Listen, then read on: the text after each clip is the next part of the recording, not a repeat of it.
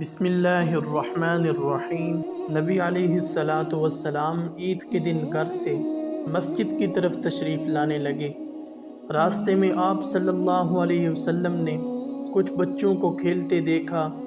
انہوں نے اچھے کپڑے پہنے ہوئے تھے۔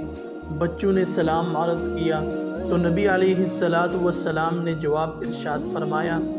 اس کے بعد آپ صلی اللہ علیہ وسلم آگے تشریف لے گئے تو ایک بچے کو خاموشی کے ساتھ اداس بیٹھے دیکھا۔ آپ صلی اللہ علیہ وسلم اس کے قریب رک گئے۔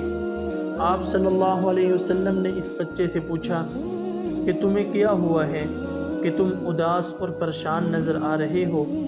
اس نے رو کر کہا، اے اللہ کے محبوب صلی اللہ علیہ وسلم، میں یتیم مدینہ ہوں۔ میرے سر پر باپ کا سایہ نہیں ہے جو میرے لیے کپڑے لا دیتا۔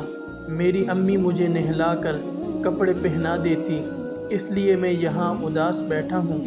نبی علیہ السلام نے اسے فرمایا کہ تم میرے ساتھ آؤ۔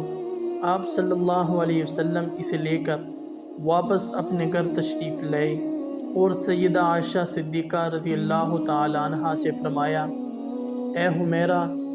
انہوں نے عرض کیا، لبیک یا رسول اللہ، اے اللہ کے رسول صلی اللہ علیہ وسلم، میں حاضر ہوں۔ آپ صلی اللہ علیہ وسلم نے فرمایا، اس بچے کو نہلا دو۔ چنانچہ اسے نہلا دیا گیا۔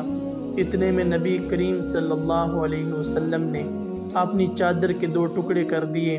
کپڑے کا ایک ٹکڑا اسے تہذیب کی طرح باندھ دیا اور دوسرا اس کے بدن پر لپیٹ دیا گیا۔ پھر اس کے سر پر تیل لگا کر کنگھی کی گئی، حتیٰ کہ جب وہ بچہ تیار ہو گیا اور نبی علیہ السلام کے ساتھ چلنے لگا تو نبی علیہ السلام نیچے بیٹھ گئے اور اس بچے کو فرمایا، آج تو پیادل چل کر مسجد میں نہیں جائے گا بلکہ میری نبوت والے کاندھوں پر سوار ہو کر جائے گا۔ نبی علیہ السلام نے اس بچے کو کندھوں پر سوار کر لیا اور اسی حالت میں اسی گلی میں تشریف لائے جس میں بچے کھیل رہے تھے۔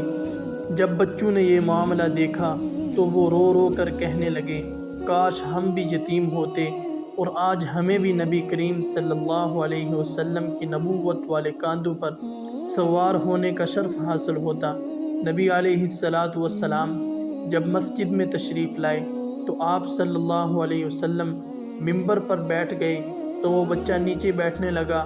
نبی علیہ السلام نے اسے اشارہ کر کے فرمایا کہ تم آج زمین پر نہیں بیٹھو گے۔